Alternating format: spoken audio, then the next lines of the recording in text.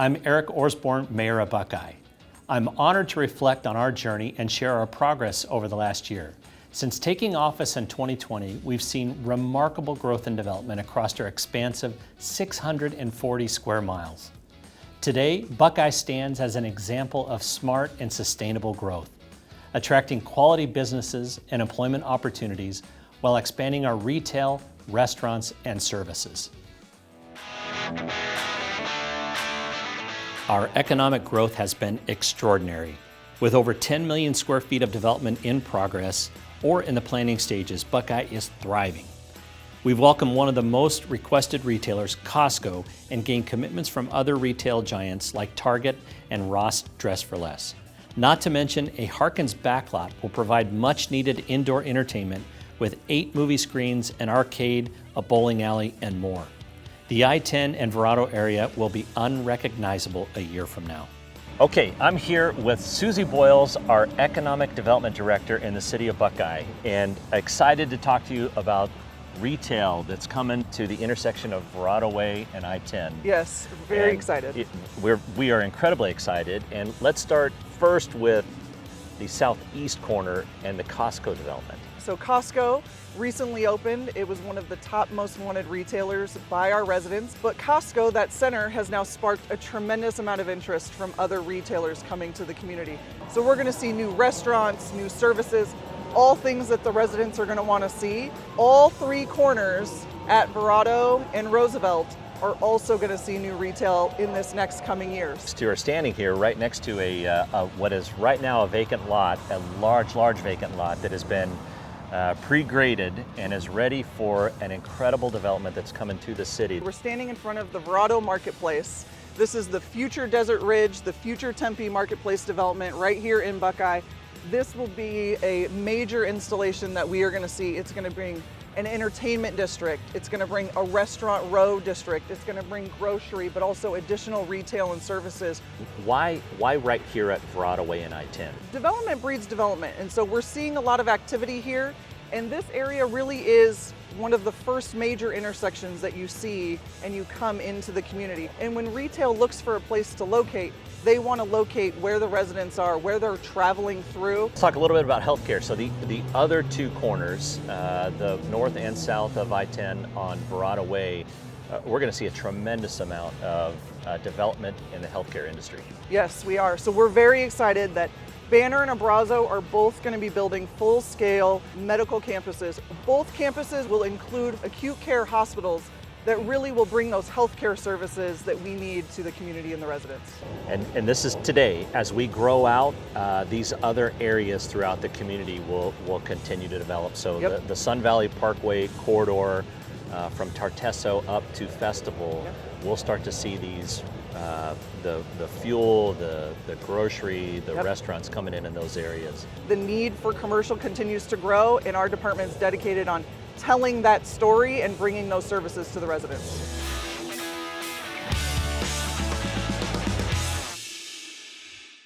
While commercial areas along I-10 flourish, we remain committed to revitalizing downtown Buckeye. Through our downtown specific area plan, we're taking action to breathe new life into this historic core. Initiatives include upcoming improvements to downtown streetscape. Monroe Avenue will soon be modified to 1 lane in each direction with dedicated turn lanes. This will allow downtown businesses to use the extra space for patio-style dining or display areas. We will also be reassessing existing building codes to eliminate barriers to downtown development.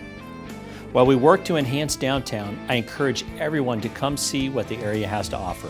Unique shops, restaurants, and services make downtown a special place to be. Your safety and well-being are paramount. With over 3/4 of our residents commending our police and fire services in the most recent National Community Survey, we're bolstering public safety by adding new positions and constructing state-of-the-art facilities like the 14,000 square foot Fire Station 707 under construction in the Blue Horizons community and the Buckeye Police Department Communications Center.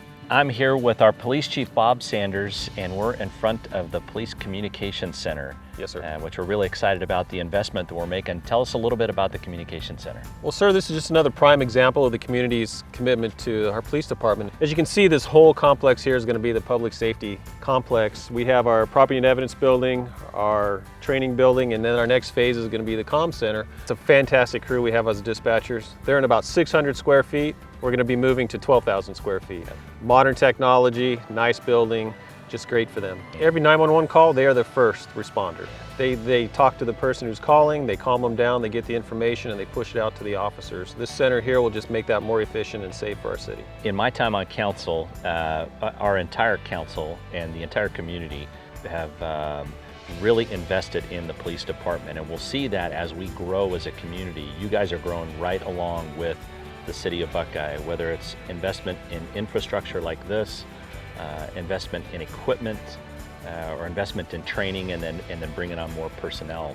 Yes, sir. I've been here 10 years, and the investment financially and emotionally and just the pure support of the community, both council, city manager's office, and the residents themselves. They love their police officers, they love their dispatchers, and everybody who works for the department. And that is part of our recruitment. That's how we obtain people who come here and want to work here. Buckeye has been busy with a diverse array of infrastructure projects to support our growing community.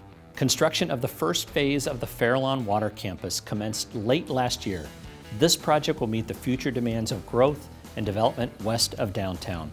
Buckeye is actively working with state officials to secure an alternative designation of assured water supply, a crucial step for sustainable growth. We've pursued and continue to pursue diverse water sources, including effluent recharge expansion and agreements for water from the Harquahala Basin. With responsible growth in mind, we're confident that Buckeye will meet future water needs and contribute to Arizona's prosperity for generations to come. I'm here with Terry Lowe, our Water Resources Director, who's in charge of all things water and wastewater. And we're out here in the middle of a field at what we're calling our Fairlawn campus, right next to a giant hole in the middle of this field. And Terry, what are we looking at here? So man, what we've got here is a 2.8 million gallon reservoir that will hold treated water for our customers in this area. And this site is a 20-acre site. Ultimately will be built out with 4 more of these things.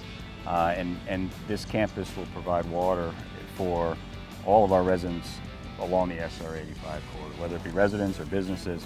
It is our continued march westward with our water system.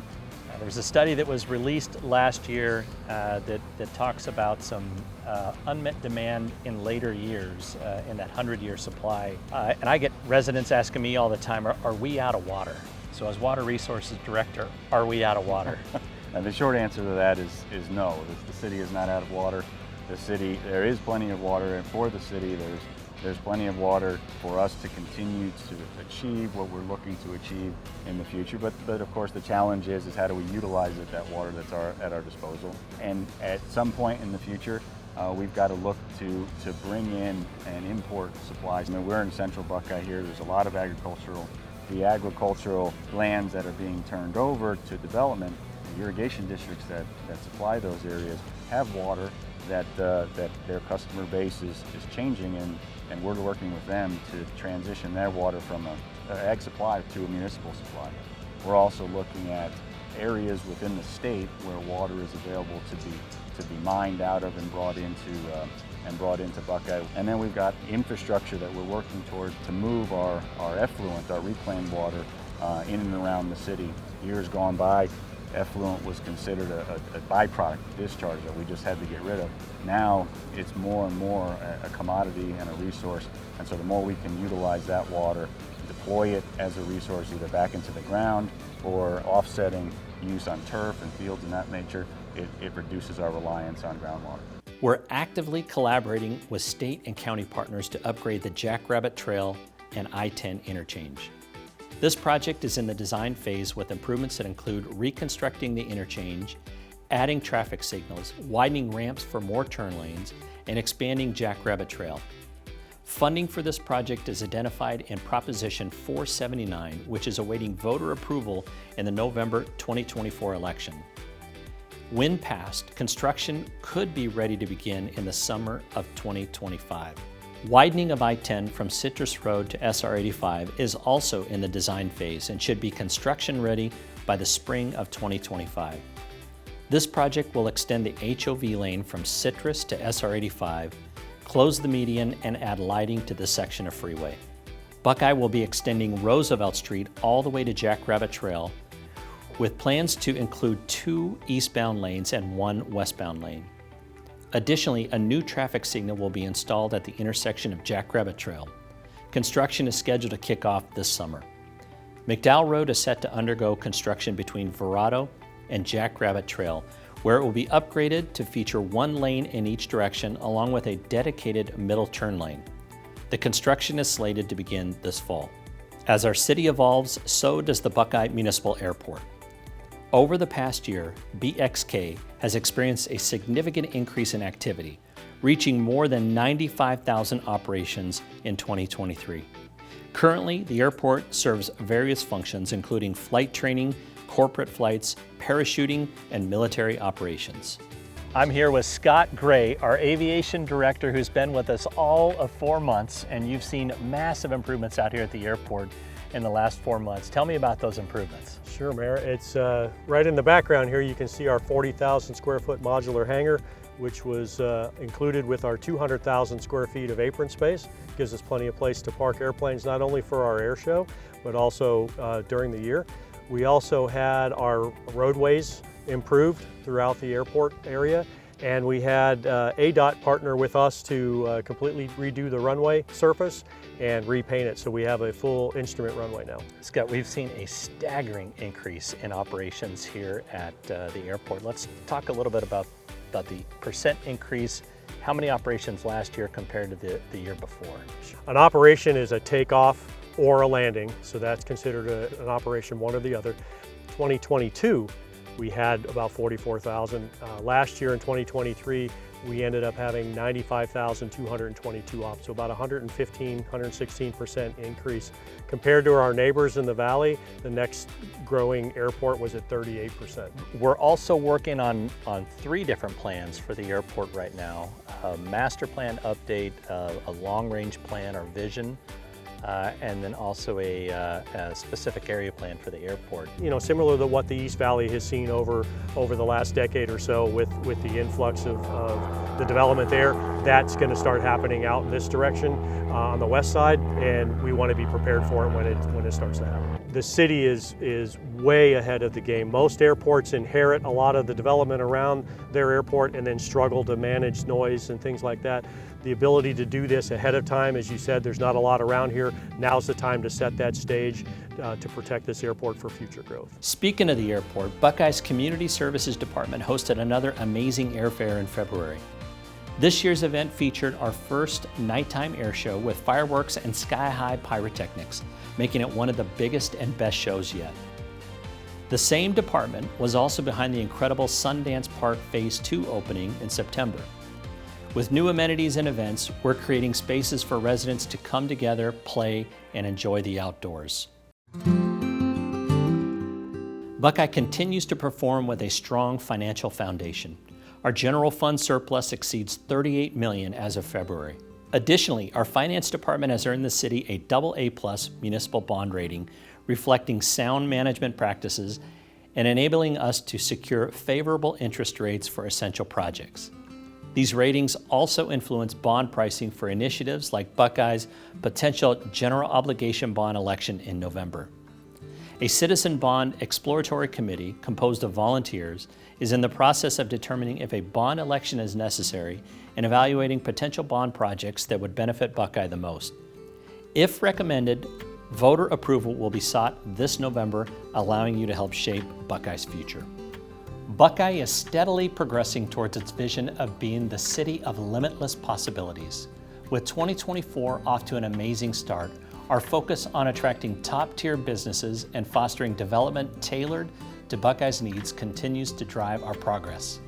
Looking ahead, let's remain committed to building a sustainable and prosperous community. Your engagement and voices are valued. Thank you for your dedication and support as we shape Buckeye's future together.